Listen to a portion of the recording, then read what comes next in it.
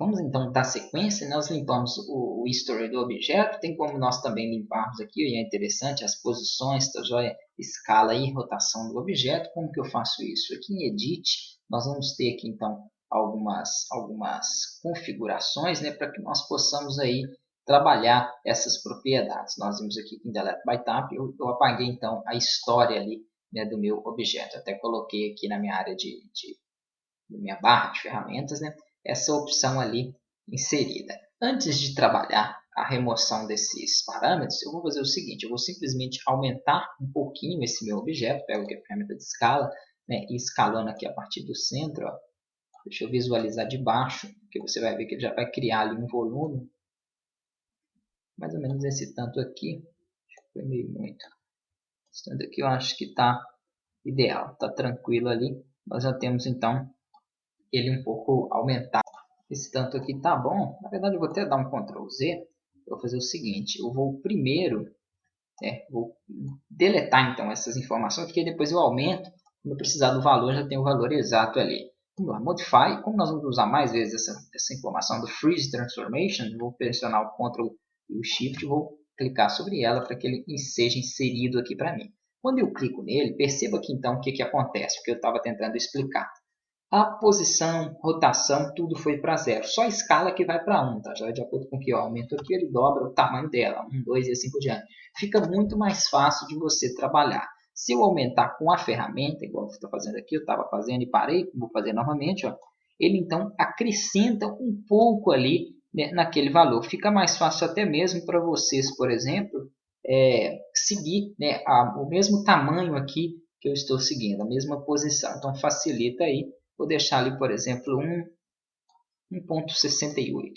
Creio que ficou ali, né, interessante essa quantidade, esse valor. Clicando aqui no meu objeto, tem algumas outras informações aqui, né, que nós podemos visualizar. Wireframe Shaded, Textured. Por exemplo, esse Wireframe Shaded, ele deixa aqui, ó, esse cubo, ele deixa, né, umas linhas visíveis para que nós possamos trabalhar a geometria do objeto. Só que não está interessante aqui, porque devido à cor dele fica pouco visível. Então vamos mudar a cor rapidinho. Botão direito, ainda não vamos aplicar, né, os materiais aqui. Nós temos aqui algumas opções, ó, Assign Favorite Material, né, posso colocar aqui um Lambert, por exemplo, só para fazer rapidinho, ele vai abrir então as propriedades para mim aqui do Lambert em Color. Eu vou clicar, vou selecionar uma cor branca aqui, ó, deixa ele mais ou menos dessa cor. Ok, fica um pouco melhor, né, para visualizarmos aqui a malha do objeto. Então eu consigo agora ali, faltou selecionar a parte de cima, vou dar um Ctrl Z só para ele desfazer, vou selecionar tudo. Ok, posso fazer assim também, ele seleciona todo o objeto, fica mais fácil para que eu possa visualizar lá. Então botão direito, Assign Favorite Material, Lambert, eu quero apenas uma cor aqui básica, vamos colocar então um tom de branco. Ok, então percebam ali que fica mais visível agora a geometria do objeto, eu consigo então ter uma noção melhor, né, dessas minhas linhas de posição.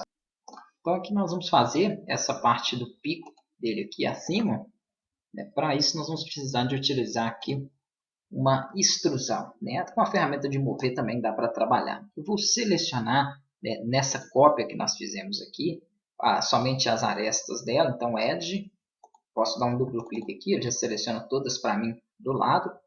Vou fazer o seguinte, ou posso aplicar, tá joia, uma extrusão e transformá-la numa extrusão global e não local, ou posso simplesmente clicar na ferramenta mover, que vai ser a mesma coisa. Quando eu mover para cima, ele traz para mim aquela área, como vocês podem ver aqui.